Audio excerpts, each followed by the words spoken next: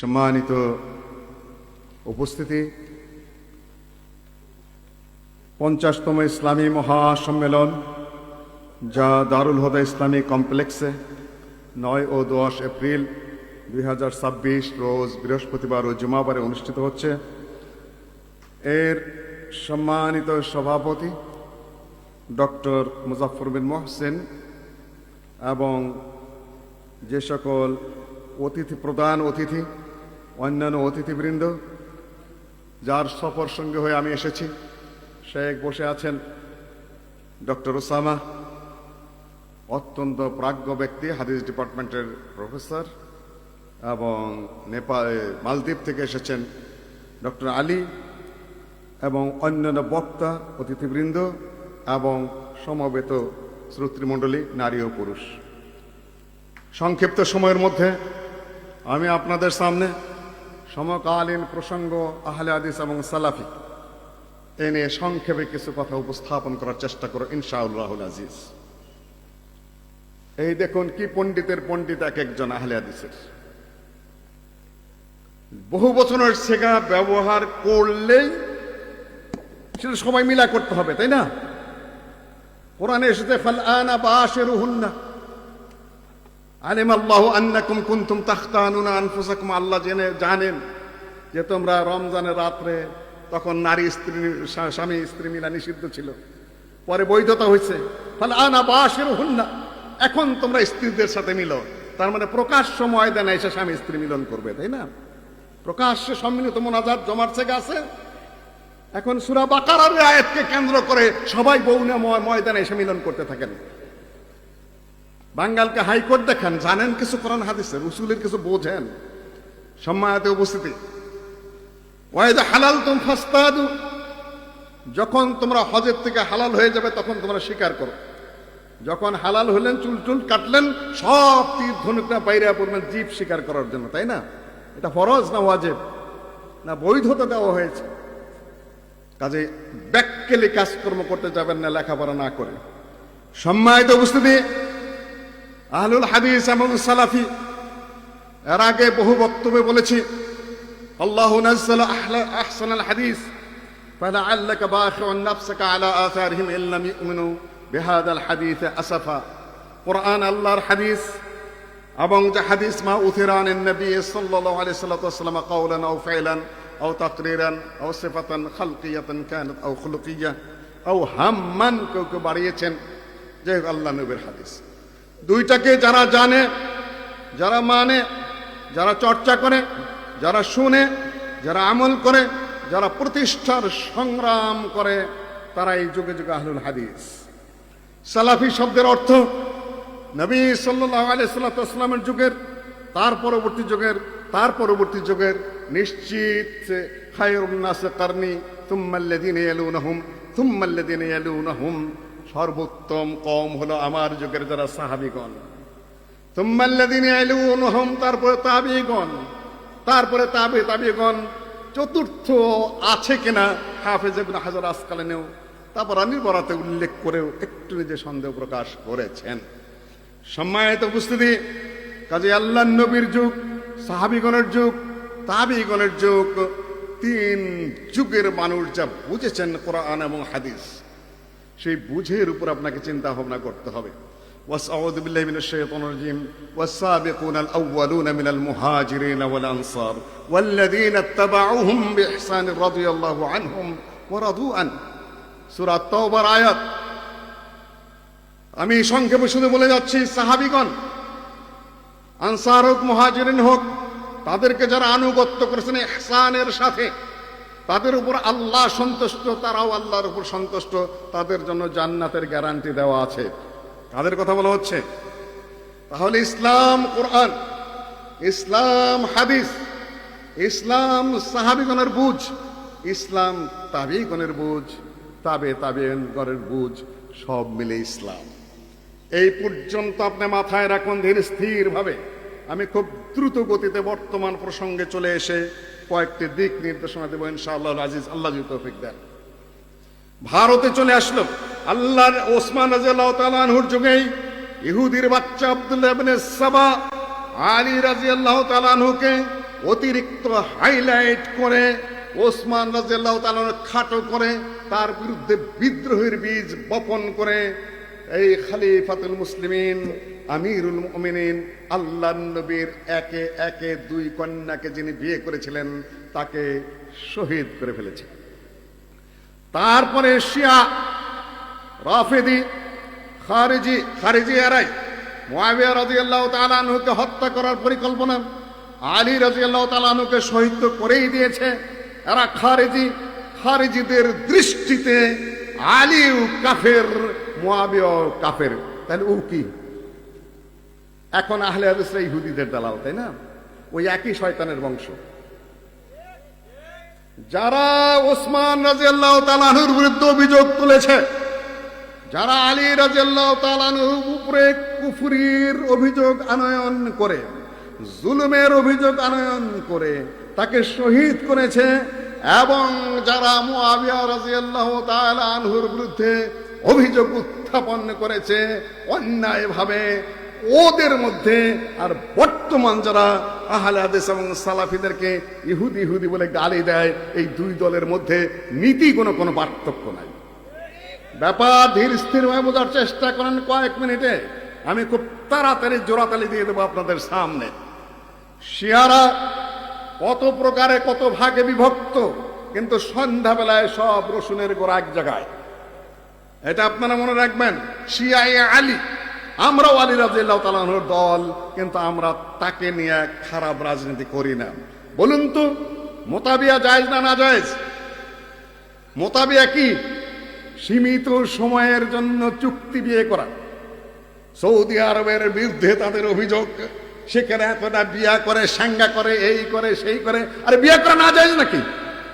দুই বিয়ে করা জায়েজ না নাজায়েজ? তিন বিয়ে করা জায়েজ না নাজায়েজ? চার বিয়ে করা জায়েজ না নাজায়েজ? জিনা করা জায়েজ না নাজায়েজ? মোতাবিয়া করা জায়েজ না নাজায়েজ? আলী রাদিয়াল্লাহু তাআলা আনহুর প্রেমে পাগল, কিন্তু মোতাবিয়া করা যে হারাম, এটা কার বর্ণনা? সহিহ মুসলিমে না, আলী রাদিয়াল্লাহু তাআলা আনহুর বর্ণনা। তার থেকে বর্ণনা করেন তার ছেলে মুহাম্মদুল্লাহ হানাফিয়া, তার থেকে বর্ণনা করেছেন তার দুই ছেলে আব্দুল্লাহ এবং হাসান। তিনি বর্ণনা করেছেন নবী সাল্লাল্লাহু আলাইহি ওয়াসাল্লাম মোতাবিয়া হারাম করেছেন। এটা কার বর্ণনা? সহিহ মুসলিম খুলে দেখুন। কিন্তু এইখানে এসে আলী রাদিয়াল্লাহু তাআলা আনহুকে মানবে না। সৌদি আরবের বদনাম করে তারা বিয়ে করে কেন? তোরা বেটারা মহিলাদেরকে দেয়া মিছিল করাস, তাজিয়া করাস, আবার মোতাবিয়া জায়েজ করস, গোটা ইরানটাই প্রস্টিটিউশন, গোটা দেশটাই ব্যবসাখানা মোতাবিয়ার মাধ্যমে। ধীরে শুনতে হবে। আপনারা ভোট কোন জায়গায় দিচ্ছেন তা কিন্তু জানি। একদিকে ভোট হারাম হারাম করে মাঠঘাট কাঁপাইতেছেন, আবার খুব সমর্থন দিচ্ছেন, আবার তলে তলে যে আপনাদের এলাকার থেকে জিতেছে। এই শিয়া তত্ত্ব, শিয়া তত্ত্ব আমি পরে আসতেছি খুব সংক্ষেপে। সম্মানিত উপস্থিতি, শিয়ারা বলে যে আলী রাদিয়াল্লাহু তাআলা আনহুকে নবুয়ত দেওয়ার কথা ছিল, জিবরাইল বেটা গাদ্দারি করে দিয়েছে মুহাম্মদের।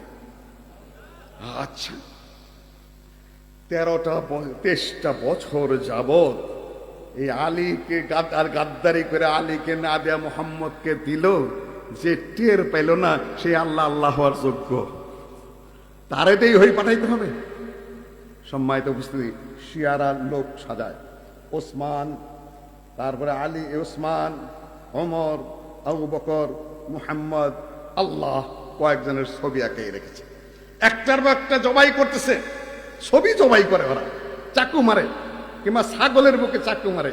এইটা ওসমান, এইটা ওমর, এটা আবু বকর। এই পর্যন্ত আসার পরে এখন মুহাম্মদকে কি করা যায়? বেটা মুহাম্মদের দোষ আছে। আলীর সাথে গাদ্দারি করে তোমাকে দিল নবুয়ত, তো তুমি নিলা কেন? ওরেও মারল। এখন আহলে সুন্নাত জামাতের ছেলে একটা ওখানে উপস্থিত ছিল, আল্লাহর ছবি নিয়ে মারছে দৌড়াইতে তোদের বাড়ি পর্যন্ত পড়ছে, ক্যা হওয়া আল্লাহ তাআলা কো বাঁচা লিয়া। মোহাম্মদ পর্যন্ত মাইরা আসছে, আল্লাহকে মারতে গেছে, আল্লাহ গাদ্দারি করছে, দেখলো না কেন? ওই সময় আল্লাহর এই এটা ধরে না কোনো বাড়ি পড়তে আসছি, এমন শয়তানের শয়তানি জাত। সম্মানিত উপস্থিতি, উপমহাদেশে সাহাবী কয়েকজন এসেছেন, তাবেঈনের মাধ্যমে এই দেশে সহিহ ইসলাম এসেছিল। শিয়াদের গাদ্দারির মাধ্যমেই সেটা বিশৃঙ্খল হয়েছে। মুঘল সাম্রাজ্যে মেহেরুন্নেসা ইরান থেকে নূরজাহান, সে জাহাঙ্গীরের বউ হয়েছিল, মুঘল সাম্রাজ্যকে তছনছ করেছে। গিয়াস বেগের কন্যা, তারপরে আর ফিরতে পারে নাই। এই দেশের এই হোসেনি দালান, এই দেশের যত মুঘল সম্রাটদের স্মৃতি প্রীতি সব, এই যে আলীর সাথে যে হোসেন লাগান, মোহাম্মদ হোসেন কেন লাগান, মোহাম্মদ আলী কেন লাগান? এই হোসেন আর আলী, হোসেন আর আলী। এমনকি আশরাফ আলী থানভী কাহিনী লেখা আছে, খালি সন্তান মারা যায়, সন্তান মারা যায়। ফকির এসে বলতেছে, দাদি বলছে আশরাফ আলী থানভী সাহেবের রাহিমাহুল্লাহ, আল্লাহ তার গুনাহ খাতা মাফ করে দিন, যে বাচ্চা सिर्फ मर जाता है क्या वो कि सिर्फ আলী और उमर का खेल है। আলী এবং ওমরের খেলা। কেন? যে সন্তানের নাম রাখো যে খালি ওমরের বংশের নামে, আলী বেড়া বেজা। দাদি তারপরে আমার নাম রাখলো জন্মের পরে আশরাফ আলী, তারপরে আমার মরি নেই। সম্মানিত উপস্থিতি, উপমহাদেশে সহিহ ইসলাম এসেছিল ব্যবসায়ীদের মাধ্যমে, আরব যোদ্ধাদের মাধ্যমে, মোহাম্মদ বিন কাসিমের বিজয়ের মাধ্যমে, এবং কিছু কিছু শুদ্ধ হাদিসের চর্চা ছিল। সেগুলা সব তারা নষ্ট করার পরে শাহ ওলিউল্লাহ মুহাদ্দিস দেহলভী পুনরায় হাদিসের চর্চা শুরু করলেন। শাহ আব্দুল আজিজ শুরু করলেন। শাহ আব্দুল আজিজের একটা কিতাব আছে তোহফায়ে ইসনা আশারিয়া, শিয়া 12 ইমামের শিয়াদের উপরে লেখা আছে। শাহ ওলিউল্লাহ মুহাদ্দিস দেহলভীর লেখা কুররাতুল আইনাইন ফি তাফদিলিশ শাইখাইন, তারপরে আল্লামা ইহসান ইলাহি জহির, তারপরেও কিন্তু আমাদেরকে শিয়া বলে, তাই না? আল্লাহর রহমত হয়েছে এটা। ইরানের সাথে আমেরিকা এবং ওই ইহুদিদের যুদ্ধের কারণে এখন সারা পৃথিবীতে একটা জিনিস পরিষ্কার হয়ে গেছে, যে আহলে হাদিসকে তোমরা শিয়া বলে গালি দাও, তারাই শিয়াদের মূল শত্রু। বুঝতে পেরেছেন কথাটা? আল্লামা ইহসান ইলাহি জহির এইভাবে বক্তৃতা করছিলেন, ফ্লাওয়ার পিট ছিল সামনে, হঠাৎ করে একটা বোমা ফুটে তার শাহাদত হলো। কে করেছিল? শিয়াউল কোরআন বই লিখেছেন, আর শিয়াউ সুন্নাহ বই লিখেছেন, আর শিয়াউ আহলুল বাইত বই লিখেছেন, অনেকগুলা বই লিখেছেন আল্লামা ইহসান ইলাহি জহির।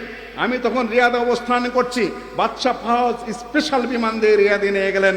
আমার যতটুকু মনে পড়ে শেখ বিন বাজ জানাজা পড়েছিলেন এবং আমি সেই জানাজায় উপস্থিত ছিলাম। আল্লামা ইহসান ইলাহি জহির রিয়াদে। কম করেছে ওরা?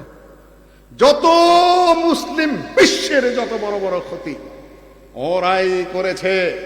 ওরা সালাউদ্দিন আইয়ুবীকে হত্যার পিছনে, ওরাই আব্বাসী খলিফাদের ধ্বংসের পিছনে 21 লক্ষ থেকে 23 লক্ষ মানুষ এক রাতে হত্যা করেছিল ইবনুল আলকামী এই শিয়ার ষড়যন্ত্রে।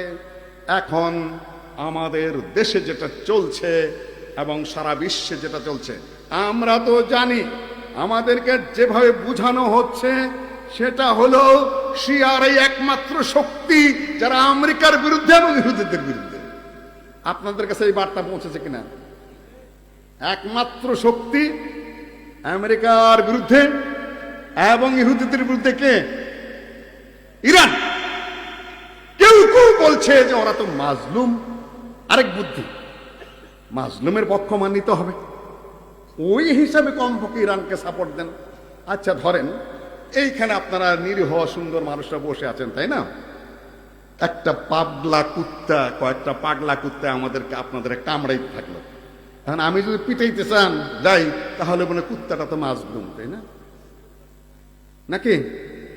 ইরান কি ধরনের মাজলুম? আপনার ইয়ামানে হুথিদেরকে, বিদ্রোহীদেরকে লাগাই দেওয়ার দেশটাকে অস্থিতিশীল করে ফেলেছে। আপনি হেজবুল্লাহ, হিজবুল শয়তান মানে লেবাননকে, সিরিয়াকে শেষ করেছে।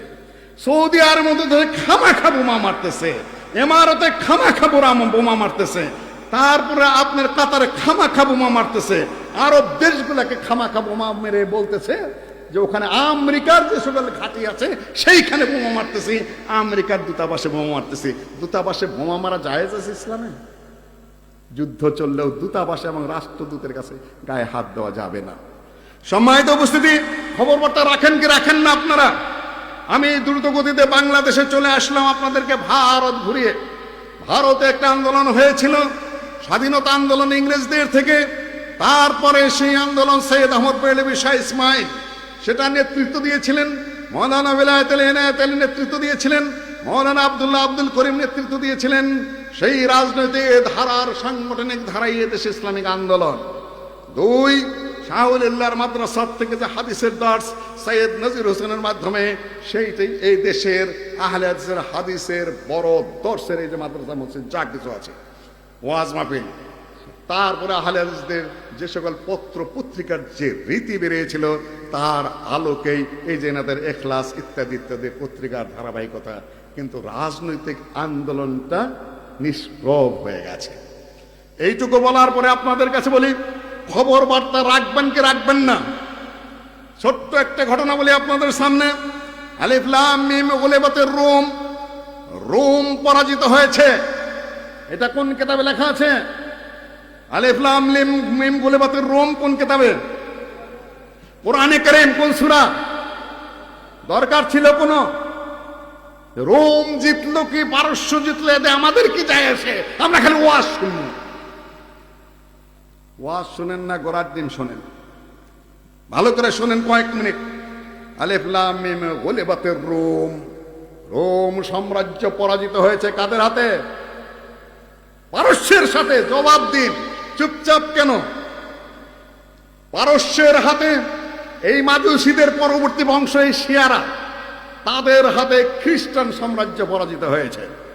ফি আদনাল আরদ, এটা হলো সিরিয়া এবং শামে। ওহুম মিন বাদে গালাবহিম সায়াগলিবুন, রোম সাম্রাজ্য পারস্য সাম্রাজ্যের হাতে পরাজিত হওয়ার পরে খুব শীঘ্রই বিজয়ী হবে। ফি বিদ'i সিনিন, কয়েক বছরের মধ্যে, অর্থাৎ 3 থেকে 10-এর মধ্যে। লিল্লাহিল আমরু মিন ক্বাবলু ওয়া মিন বাদু, ক্বাবল এবং বাদ যেখানে ইদাফত হয় নাই, আরবি আলেম সাহেবরা ইদাফত না হইলে ক্বাবল এবং বাদ মাবনিউন আলা দাম হয়, না হলে ইদাফত হয়ে যায় সে ইরাব কবুল করে। যখন যে ধরনের হয়, মেন থাকা সত্ত্বেও বাদ, মেন থাকা সত্ত্বেও কি ক্বাবল হারফে জার, যেহেতু ইদাফত হয় নাই সুতরাং বাদ ক্বাবল মাবনিউন আলা দাম। ওই মুফতি সাহেবরা শুনে নেওয়া ওর মাইক দেয়া, তোমাদের সামনে আমি কথাই কইতে পারি না। ওয়াইয়াউমাইযি ইয়াফরাহুল মুমিনুন, আজকে মুমিনরা খুশি হবে। কবে খুশি হবে বলেন তো দেখি? কি বুঝলেন এতক্ষণ? পারস্য সাম্রাজ্যের আক্রমণে রোমেরা শামে পরাজিত হয়েছে। এরা হলো অগ্নি পূজারী মাজুসি, ওরা হলো খ্রিস্টান, খ্রিস্টানরা পরাজিত হয়েছে। কিন্তু কিছুদিন পরেই রোম সাম্রাজ্য পারস্যের উপর বিজয় হবে, সেই দিন মুমিনরা খুশি হবে। তাহলে আপনারা কার বিজয়ে খুশি হবেন? আমেরিকার বিজয়ে না ওই মাজুসিদের বিজয়ে? এখনো বোঝেন নাই, তাই না? কার বিজয়ে খুশি হবেন? কথায় সাবধানে বলেন, ব্যাককেলের মতো কথা বলতে যেও না তোমরা। হাদিসও জানো না, কোরআনও জানো না, ইসলামের ইতিহাস প্রসঙ্গে তোমাদের কোনো জ্ঞান নেই। নাই বকওয়াজের নাম ইসলাম নয়। খমিনি মহিরেই সারে নাই, খবর আসার আগেই ঢাকা বিশ্ববিদ্যালয়ে জানাজা পড়া শুরু হয়ে গেছে, তাই না? নাকি? কোন মাসআলায়? হানাফি মাসালা না শাফি মাসালা না আহলেস মাসালা না শিয়া মাসালায় জায়েজ আছে? তুমি কোন মাসালায় জানাজা পড়লা? কোন মাসালায় তুমি জানাজা পড়লা বলো? তুমি হানাফি না শাফি না আহলে হাদিস না যাহিরি না শিয়া? তুমি যে কেউ না কিছুই না। তুমি ছাত্র রাজনীতি করো, এটা তোমার ব্যাপার। পলিটিক্স প্রচলিত করো, তোমার ব্যাপার। কিন্তু এটা দিন, এটা শরীয়ত, এটা কোরআনের দলিল লাগবে, না হাদিসের দলিল লাগবে, না হলে কোন ধরনের ক্লু লাগবে। তুমি কোন কারণে, কোন সিস্টেমে, কতগুলো নির্বোধ দিন প্রসঙ্গে জাহেল, কতগুলো ধর্ম প্রসঙ্গে আহাম্মক ছেলেপেলে নিয়ে তুমি ওখানে জানাজা পড়া শুরু করে দিলে? আক্কেল বুদ্ধি করে চলার চেষ্টা করো। এটা দিন, এটা শরীয়ত। কার কাছে পড়েছো তুমি? কোন মুক্তির ছাত্র তুমি? কতজন ইমামের কাছে তুমি পড়াশোনা করেছো? ফাজলামি করার জায়গা পাও না। বদমাইশির একটা সীমা আছে, বদমাইশির একটা মাত্রা আছে। ছাত্র বহুত জন হয়েছ, এখন আমি এখানে বলে দিলাম, এরপরে যদি এই পোলাপান ফাজলামি করে সোজা থাপড়ায় সাইজ করে দিবে, বলবে এটা দিন, এটা শরীয়ত। আপনার তুই কেনা শরীয়তের ফতোয়া দেওয়ার বেয়াদব কোথাকার। সম্মানিত উপস্থিতি, তুমি দিন না ফাজলামি করো। এটাকে নির্বাচন নাকি? নির্বাচন আমাদের কাছে তেমন কোনো গুরুত্বপূর্ণ ফ্যাক্টর না। রাষ্ট্রের নেতা হবে হোক, হলো আমেরিকা জিতলো না ওই ইরানি শিয়ারা জিতলো, এ নিয়ে আমাদের তেমন বড় মাথা ব্যথা নাই। আমাদের মাথা ব্যথা কোনটা কে বলতে পারবেন? দিন, রাইট। আমাদের মূল বিষয় আহলুস সুন্নাহ ওয়াল জামাত, আমাদের মূল বিষয় সালাফিয়া, আমাদের মূল বিষয় কোরআন এবং সুন্নাহ, আমাদের মূল বিষয় দিনের কতটুকু সঠিক আছে আর ব্যাঠিক আছে। আমরা স্বল্প হতে পারি, আমরা কম হতে পারি। ইন্নাল ইসলাম বাদা গারিবা সায়াউদু কামা বাদা ফাতুবা লিল গুরাবা। স্পষ্ট বক্তব্য রাসূলুল্লাহ সাল্লাল্লাহু আলাইহি ওয়াসাল্লামের। ইসলাম স্বল্পভাবে শুরু হয়েছে, ছোটর মধ্যে থাকবে, আর তাদের জন্যই কি সুসংবাদ রয়েছে। সুসংবাদ বৃহত্তর দলের জন্য না ছোট দলের জন্য? নির্বাচনে আপনি মেজরিটি পেয়ে জয়যুক্ত হয়ে গেলেন, এটা হকের দলিল না? না হকের দলিল? কোনটারই দলিল না। আপনি সিট কম পাইলেন, এটা হকের দলিল না? না হকের দলিল? নির্বাচনেই গেলেন না, হকের দলিল না? না হকের দলিল? কোনই দলিল নেই এখানে। উসুল বুঝা কথাবার্তা বলেন, ফাউল কথাবার্তা বলার কোনো অর্থ নাই। আচ্ছা বলেন তো, আপনি রাজনৈতিক কারণে অতীত ওই যে বানাইছে, তাই না, ঠাঙ্গা বানাইছে না, কোথায়, সাভারে, আপনি আপনি রাজনৈতিক কারণে গেলেন আর যাইয়া মুনাজাত করলেন, কোনটা উত্তম? কোনটা উত্তম? পায়খানার কোন দিকটা ভালো? আচ্ছা, না না না, এখানে কথা আছে, উপরে গন্ধ একটু কম, নিচেরটা বেশি। ওটা রাজনৈতিক কারণে গেছে, ভালো কথা। আপনিও রাজনৈতিক কারণে গেছেন, যান, ছোটখাটো একটু পাপ তাপ যা হইলো হইলো, কিন্তু যে মোনাজাত চালু করেন, তাহলে এখন কি হবে? কোন আপনি নতুন ধর্ম বানাইলেন, নতুন দিন বানাইলেন, নতুন প্রচলন শুরু করলেন, যেটা শরীয়তেও দলিল নেই এবং যুক্তিসঙ্গত না। ব্যাক্কেল ছাড়া আর কেন হাত কেউ তুলবে না। কেন ব্যাক্কেল কেন বললাম জানেন? এত বড় বড় আমিষ শব্দের ব্যাক্কেল বললেন না, আপনাদের বুদ্ধি অনেক আছে, কথা সুন্দর করে বলতে জানেন, কথার পৃষ্ঠে কথা বলতে জানেন, আহলে হাদিসের পকেট থেকেও ভোট বাই করতে পারেন। সোজা চালাক না।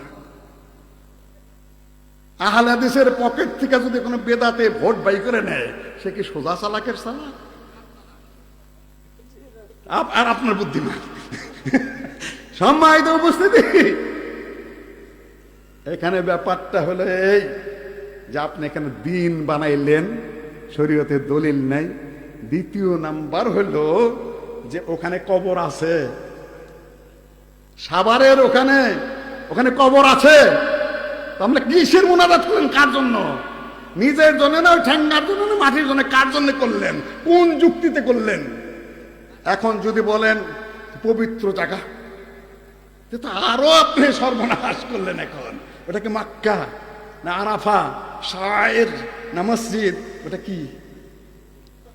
এটা দিন, এটা ধর্ম। ডাক্তার সাহেবেরা, ইঞ্জিনিয়ার সাহেবেরা এখন আবার গর্বের বিষয়, বাপরে বাপ আমাকে ডাক্তার সাহেব, বাপরে বাপ আমাকে ইঞ্জিনিয়ার সাহেব, বাপরে বাপ আমাকে প্রফেসর সাহেব। আর মুফতি আছে মাত্র একজন, তিনি কে? বাড়ি কুষ্টিয়া। আরে ভাই, আপনি ডাক্তার, আপনি ইঞ্জিনিয়ার, আপনি ওখানে গেছেন কেন? ইসলামিক দলের মানে তো যোগ্য নন আপনি। তাকে আলেম হতে হবে, তাকে কতগুলো শর্ত মানতে হবে, তাকে কোরআন জানতে হবে, তাকে হাদিস জানতে হবে, ইজতিহাদের জ্ঞান তার থাকতে হবে। আপনি ওখানে ইমারত গ্রহণ করতে গেছেন কেন? আপনি কর্মী হয়ে থাকেন। বলছে আলেম তো পাওয়া যায় না। আলেম পাওয়া যাবে না, এগুলা করলে এটাই স্বাভাবিক। আলেম পাবেন না, একজনই পাবেন, বাড়ি তার কুষ্টিয়া। এছাড়া আলেম পাওয়া সম্ভব না। আপনারা হয়তো বলবেন মহসিনুদ্দিন ভাই আপনি তো একটু ভালো মানুষ মনে করছিলাম, আমাদের ব্যাপারে একটু সফট কর্নার, আত্মীয় স্বজন ওই দিকে আছে। আত্মীয় স্বজন ওই দিকে না, ওই দিকেও ছিল, তাই না? মেয়ের জামাই উপদেষ্টাও ছিল। আপনি আবার মাঝখান দিয়ে এরকম কথা। এখন এমপি টিমে 2-4 জন আর কাছাকাছি। আমি আমার পথেই চলি, আমি আমার পথেই চলি। স্বাভাবিকভাবে বলেন তো, বর্তমান প্রেক্ষাপটে সেকুলার বেশি বিপজ্জনক না বিভ্রান্তিকর ইসলাম বেশি ক্ষতিকর? রাস্তায় আলোচনা হলো আমাদের ডক্টর সাহেবের, ওসামা সাহেবের সাথে এই সকল বিষয় নিয়ে, কোনটা বেশি বিপজ্জনক। এখন ওনারা বলে বেড়ান, ভাইয়েরা আমি আক্রমণের জন্য বলছি না, ফিরে আসো, তোমরা পথে ফিরে আসো। আমি এইটা বলছি, দিন হারিয়ে ফেলেছ, বিভ্রান্তির মধ্যে পড়ে গেছ, সমস্যা সৃষ্টি করেছ, নীতির থেকে ভ্রষ্ট হয়ে গেছ, বহু দূরে ফিরত আসতে বলছি। আমি আক্রমণ করছি, আক্রমণের জন্য নয়। সম্মানিত উপস্থিতি, ফেরত আসতে হবে, সোজা পথে ইসলামের পথে ফেরত আসতে হবে। নির্বাচনে জিতবে কি না জিতবে এটা অনেক পরের প্রশ্ন, আগে তো নিজের এখানে অবস্থান নিয়ে থাকতে হবে। সম্মানিত উপস্থিতি, বিনাসরিল্লাহি ইয়ানসুরুল্লাহ মান ইয়াশা, বিজয়ী হয় সত্যের দলিল নয়। আল্লাহ কাফেরদেরকে বিজয়ী দেন। খ্রিস্টানরা মুসলিম না মাজুসিরা মুসলিম? অগ্নিপূজকরা কে মুসলিম? আল্লাহ বলে দিচ্ছে বিনাসরিল্লাহ ইয়ানসুরুল্লাহ মান ইয়াশা। খ্রিস্টানদেরকে বিজয় কে দেয়? আল্লাহ। আর এদেরকে বিজয় দেয় কে? মাজুসিদেরকে। আজকে যদি আমেরিকা জয়ী হয় গায়ের জোরে, আজকে যদি ইরানিরা জয়ী হয় গায়ের জোরে, আর যদি গোটা আরব বিশ্ব ভুলুণ্ঠিত হয়ে যায়, তাহলে কারা হক? আরবরাই হক। সৌদি আরবই হকের উপরে আছে, কোরআনের উপরে আছে, হাদিসের উপর আছে, সাহাবীগণের সম্মানের উপর আছে, নীতির উপর আছে, আদর্শের উপর আছে।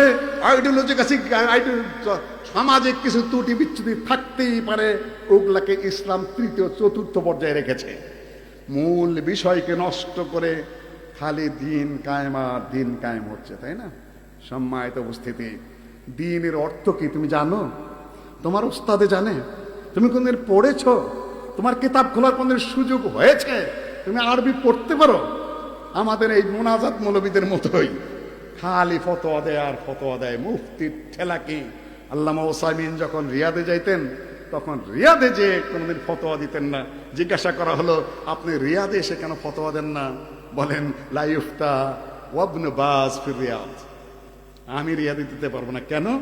ইমাম শাফির ব্যাপারে ইমাম মালিক সুপারিশ করেছিলেন, তোমরা ইমাম শাফির কাছ থেকে জ্ঞান নাও। ইমাম শাফি কিন্তু ইমাম মালিকের ছাত্র। ইমাম শাফির কাছে খবর পৌঁছে গেল যে আপনার ওস্তাদ আপনার কথা বলেছে জ্ঞান নেওয়ার জন্য। তখন তিনি বলে দিলেন, লা ইফতা ওয়া মালিকুন ফিল মাদিনা, মালিক মদিনায় আছে, আর আমি যাব সেখানে ফতোয়া দিতে? আমি কুফায় যাব, আমি বাগদাদে যাব, আমি মিশরে যাব। মালিক ইমাম যতদিন বেঁচে আছে, ইমাম দারুল হিজরা, আমি ততদিন মদিনায় ফতোয়া দিতে যাব না। সম্মানিত উপস্থিতি, যে সমস্যাগুলো আমি এখন দেখছি আপনাদের জন্য, 1 নম্বর যেগুলো আলোচনা করলাম, সামনে বিপদ আপনাদের সামনে কথিত সেকুলার থেকে আসবে না কথিত ইসলাম থেকে আসবে? কোনটা থেকে আসবে বলে আপনার মনে করেন? কোনটা থেকে আসবে বলে মনে করেন? জবাব দেন, আমি জবাব নিয়ে যাব কয়েক মিনিটের মধ্যে। কথিত ইসলাম থেকে আসবে। তার প্রমাণ হলো ইরানের আহলুস সুন্নাহ ওয়াল জামাতের জায়গাটা বিজয় হয়েছে খালিদ বিন ওয়ালিদের হাতে। প্রথম যেটাকে হুরমুজ প্রণালী বলা হয়, এটা আসলে মূলত মাদিক ও খালেদ, সেই ইরানে যখন অগ্নি পূজারীরা ছিল, ওদের সেই পুরাতন হুরমুজ যে অগ্নি পূজারী সেনাপতি, তার নামে হুরমুজ প্রণালী রেখেছে। আর রিয়াদে কোথাও আবু জেহেল রোড আছে? আছে? ওতবা রোড আছে, সাহেবা রোড আছে, উমাইয়া রোড আছে? গোটা সৌদি আরবে কোন পূর্বতম কাফের মুশরিকের নামে কোন রোড আছে কিনা? ইরান ইসলামিক রাষ্ট্র বলো তোমরা, তো হরমুজ প্রণালী এখনো থাকলো কিভাবে? কাফেরদের নামেই তো রাখছো, সেই মাজুসি মুশরিকদের নামেই তো রেখে দিয়েছ। আর এখন বাংলাদেশে কি? ইরানে বৃষ্টি ভরার আগেই ছাতি ধরতেছে এখানে, তাই না? আগেই ছাতি ধরা শেষ। শুনুন কতগুলো বিপদ, কয়েক মিনিটের মধ্যে বলে দিয়ে যাই। মহা বিপদের অপেক্ষা করছে আহলে হাদিসরা। আমি আর গালি দিতে চাই না, যেটা বলে সেইটা নেই বাহাস করে। যে বোঝে সেও কথা বলে, যে না বোঝে সেও কথা বলে। কেউ কথা বলার শৌখিনতা করে, কেউ বা নিজের একটু কুদরত দেখাতে, ক্ষমতা দেখাতে চেষ্টা করে। ভালো করে বোঝার চেষ্টা করো। আমার বন্ধু ভাই, কয়েক বছর আগে দিনাজপুরে যখন আমাকে প্রশ্ন করা হলো সেকুলারিজম প্রসঙ্গে আপনার ধারণা কি, যে সেকুলারিজম একটা কুফরি মতবাদ বটে, কিন্তু ইখতিলাফুল ফতোয়া হাসবে ইখতিলাফিল আজমান ওয়াল আমাকিন, স্থান কাল পাত্র ভেদে বহু প্রশাসনিক ফতোয়া পরিবর্তিত হয়। সৌদি আরবে ইসলামিক স্টেট রয়েছে, সেখানে যে কোনো ধরনের সেকুলার নীতিতে হারাম। ভারতে কি? ভারতের সেকুলারিজমের অর্থ হলো সকল ধর্মের সমান অধিকার। এখন মুসলিমদের উপর যখনই হিন্দুরা আক্রমণ করে, মুসলিমরা প্ল্যাকার্ড নিয়ে দাঁড়িয়ে থাকে, উই নিড সেকুলারিজম, আমরা সেকুলারিজম চাই ভারতে। তার মানে কি? সংবিধান লিখিত আছে সেকুলারিজম, ওই সেকুলারিজমদের ছত্র ছাই আমরা বাঁচতে পারি, তাছাড়া ভারতে মুসলমানদের বাঁচার কোনো পথ নাই। এক অর্থ তো নয়, খালি সেকুলার সেকুলার করতেছেন। মাদ্রাসা আসলে যাদেরকে সেকুলার বলেন, ওরা সেকুলারিজম অর্থ জানে নাকি? আওয়ামী লীগের একটা নেতাকে বলেন সেকুলারিজম কি, কিচ্ছু বলতে পারবে না। বিএনপি নেতাকে বলেন সেকুলারিজম কিছু বলতে পারবে? কিছুই বলতে পারবে না। সেকুলারিজমে কুফরি মতবাদ, এতে কোনো সন্দেহ নাই, কিন্তু প্রত্যেক দেশের তার নিজস্ব ব্যাখ্যা আছে। বর্তমান প্রেক্ষাপটে আমরা যখন কথা বলি, সাথে সাথে বলে আহলে হাদিসের কিছু বুদ্ধিমান লোক বলে এই যে সেকুলারের পক্ষে চলে গেছে, আর ওনারা তো বলেনি এই তো সেকুলারের পক্ষে চলে গেছে। ইরানের পক্ষে নাকি ইসলাম, আর ইরানের পক্ষে না নিলে সে কি সেকুলার, তাই না? ইরানের বিপক্ষে গুলো সেকুলার। আজগুবি আজগুবি সব কথাবার্তা, এগুলো আপনাকে বুঝতে হবে। বর্তমান যুগে আহলে হাদিসকে যদি, তার সালাফিদেরকে যদি নিজস্ব বাহ্যিক দৃষ্টিকোণ থেকে নিজস্ব অস্তিত্ব নিয়ে বেঁচে থাকতে হয়, প্রথমত তাদের সহি আকীদা, সহি মানহাজ, সহি পদ্ধতি নিয়ে বাঁচতে হবে, এবং তাদেরকে বিজয়ী করতে হবে অন্য দলকে। কেন? আফগানিস্তানের পক্ষে মেলা স্লোগান আমরা দিলাম, তাই না? এখন আফগানিস্তান আহলে হাদিস বলতে কিছু আছে? মসজিদ রাখছে, মাদ্রাসা রাখছে, ইমামরা আছে। উনার প্রদেশের জামিলুর রহমানকে প্রথম হত্যা করেছে, তারা শহীদ করেছে আহলে হাদিস হওয়ার কারণে। আর ওইটা যদি বাচ্চা আমানুল্লাহ থাকতেন, তাহলে আহলে হাদিসরা মাদ্রাসা থাকতো, মসজিদ থাকতো, ভক্ত থাকতো, দাউদ গজনবীর পরবর্তী বংশধরা থাকতেন, তাদের শক্তি নিয়েই বেঁচে থাকতে পারতেন আহলে হাদিসরা, যদি সেখানে আমানুল্লাহর রাজতন্ত্র থাকতো। কিন্তু কথিত ইসলাম আসার সাথে সাথে আহলে হাদিসকে মিসমার করে দেওয়া হয়েছে। আপনাকে এই আঙ্গিকে বুঝতে হবে। বর্তমান প্রেক্ষাপটে অন্যের ভাষায়, অন্যের ভাষায় কথা বলা যাবে না, ভার করা বক্তব্য দেওয়া যাবে না, অন্যের শব্দ নিজের মুখে চুলকানো যাবে না। আপনি বুঝে শুনে যুগের প্রেক্ষাপটে আহলে হাদিসদেরকে বলবো, আর কথা বুঝে শুনে বলার চেষ্টা করেন। এই ইরানে ওই যে জয় হলো মুসলিমদের হাতে, ওমর রাদিয়াল্লাহু তাআলার হাতে মাদাইন জয় হলো, সেইখানে হোসেন রাদিয়াল্লাহু তাআলা আনহু শেষ ইরানি বাদশার মেয়ে বিশার বানুকে বিয়ে করলেন। তার গর্ভ থেকে আলী জাইনুল আবেদিন, তার ঘরের যত সন্তান তারাই নাকি নিজেদেরকে ইমাম দাবি করছে। আর তার যে আরবীয় মায়ের বংশের বাচ্চা কাছে একটা ইমাম হতে পারলেন না, খালি ওরাই হলো। সেইখানে মুসলিম বিজয় হলো, সেইখানে মুসলিমদের রাষ্ট্র হলো, সেইখানে ইসলামিক স্টেট, সেইখানেই আপনার দাউদ জাহেরি, সেইখানেই ইমাম মুহাম্মদ আজ-জুহালি, সেইখানেই নাসাই, সেই পথেই তিরমিজি, ইমাম বুখারী দীর্ঘদিন কাটিয়েছেন সেখানে। সব আহলুস সুন্নাহ ওয়াল জামাতের দেশ ছিল। সেই আহলুস সুন্নাহ ওয়াল জামারা কোথায় খুঁজে বের করতে পারবেন? গেল কোথায়? এই ছেলেরা, যুবকেরা, ছাত্ররা, আমার ভাইদেরকে বের করো। আমার মসজিদ কোথায় খবর দাও, তুমি আমার মাদ্রাসা কোথায় খবর দাও। তোমাদের এনে কোনো মাথা ব্যথা নেই, কেন ইসলামী তো নেই, মাথা ব্যথা থাকবে কেন? তোমার কাছে শিয়াও যা, তোমার কাছে কাদিয়ানিও তাই, তোমার কাছে খারেজিও তাই, তোমার কাছে রাফিজিও তাই, তোমার কাছে কোরআনিও তাই, তোমার কাছে সব একাকার হয়ে গেছে। তো তোমার কাছে এই কথা বলাও যা, না বলাও তা, কিন্তু আহলে হাদিসের কাছে এগুলা বলা না বলা সমান কিনা? গত কয়েক বছরে কমপক্ষে 6 লক্ষ মানুষ হত্যা করেছে এই শিয়ারা। ইয়ামানে, সিরিয়ায়, লেবাননে, ইত্যাদি।